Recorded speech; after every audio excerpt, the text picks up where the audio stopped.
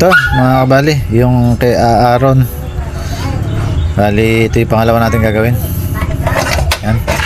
Bali, open ko na yung top cover niya. Ito mga kabali, natanggalan natin sa housing. Bali, hindi na muna natin siya tetestingin. Ang gagawin na lang muna natin, papalitan natin yung mga resistor.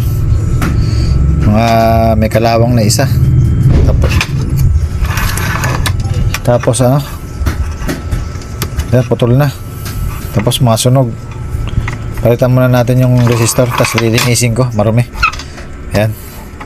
Balik na lang ako pagka nalinis at napalitan na yung resistor. Ito mga kabali, napalitan na natin yung resistor nya. Ayan. Puro bago na, para safe natin testingin. Bali, wala naman ako nakakit ng ay meron pala, ito yung capacitor nakalobo. Mauobliga pala tayong palitan to. Yan, 3UF to. Pag pinalitan na natin ng ng 4UF, medyo lalakas na to. Kaya hindi muna natin i-adjust dito sa frequency nya, saka yung lakasan na to, kinakalawang na trimmer. Yan o, puro kalawang yung trimmer natin. Palitan din natin yan. Ay, re-recta na natin, babypass na natin yan. Bali, ganun na rin gagawin ko. Palitan na natin yung, sabay na natin sa capacitor. Tapos yung lakasan lang muna, wag natin palitan para makita natin kung may problema. Bali sa ganitong unit, medyo matagal na, alta naman. Bali, sabay ko rin papalitan to. Titingnan lang natin kung merong may problema lang to. Kaya huli natin lalagyan, papalitan. Palitan ko lang yung yung capacitor nya, saka yung bypass na tayo din sa trimmer, saka palitan yung resistor.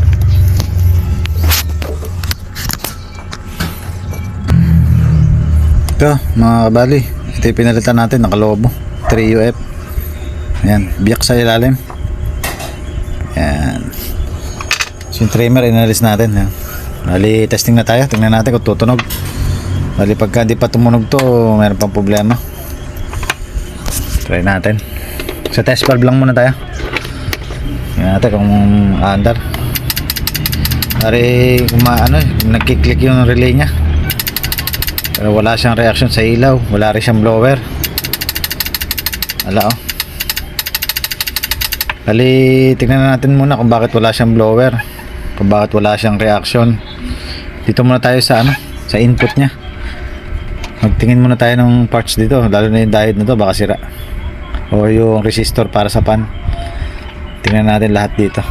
Bali, trouble ko muna rito. Palitan ko na yung kailangan palitan dito para mapaandar na natin. Malibalik na lang ako pagka okay na. Ito mga kabali. Sira yung ating yung diode. Bali yan. Bali luminaw. Natin. Ayan, wala. Balik rin natin. Ayan natin, nandito na 10K lang tayo. Oh, wala. Merong konti. Bagyang-bagya lang. Bali sira na to. Magpapalit tayo nito. Bali in 4,007 to. Bali papalit natin, mas mataas na. Yung FR207 na ilalagay natin para mataas-taas yung niya. Bali palitan ko lang. Ito, bali napalitan na natin yung diode nya. Nakikabit na rin natin yung sa akin, mas malaki ng konti para hindi siya sisira kagad. Bali ito, try natin kung may ilaw na. Ayan, meron na konti. Kakaroon siya. Wala. Gulos lang pala. Bali, direct na natin. Kaya maandar siya. Bali, buo.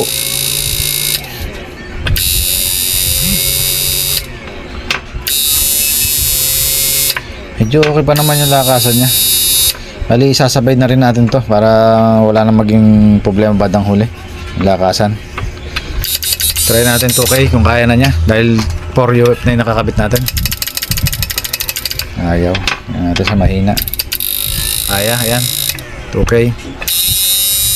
Ayan. Dali ang problema na lang dito yung lakasan. Lagyan natin yung lakasan. Ito mga kabali, yung pinalitan natin, sobra kalawang na rin pala, kaya kahit na goods pa yung pag-adjust niya, bandang huli magkakaroon na din ng problema ito, magpapabago-bago tunog. Pinalitan na rin natin. Bali yan, okay na, try natin. Hinaan natin, nakatukay kasi tayo. Tukay, as natin. Yan, lakas. Mali ito kinakaya niya sa battery. 50 ampere, 700. Nasa 600 plus yung watts niya. Bali, isa na lang kulang natin dito. Bali, yung sa una nga pala, hindi natin nalagyan ng, ng pampalakas ng tunog. Bali, lalagyan din natin yun. Unahin lang muna natin isa na to. Bali, ipapakita ko rin kung paano ginagawa yung spring natin. Hihanda ko lang. Ito mga kabali, yung tools natin na yung ginagawa natin spring. May biyak yung gitna. Round bar to. Bali, ang alambre lang natin, ang haba ito. Bali, yung gamit yung metro dahil meter. Bali, pumapatak po siya ng 230 mm. Yan. Ganun siya kahaba. Bali, ito pakita ko lang kung paano ko ginagawa. Yung paglalagay ko dito, nakapahalang. Ayan, saka ako iikot. Bali, pakita ko lang.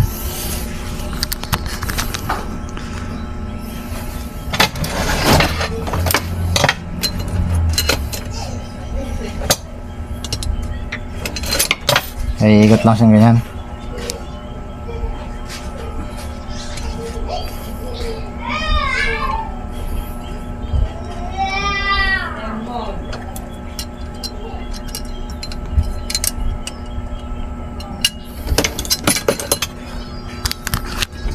Bale, ito na yung forma niyan. Kaya nilalagyan ko siya ng biyak para mapigil ko siya, para mapaikot ko. Saka purpose na rin ng merong ganyan, para mahawakan natin ng tsaka natin papasok. Yan. Ayun, mas madali siya ipasok. Paikutin lang natin dahil meron siyang hawakan.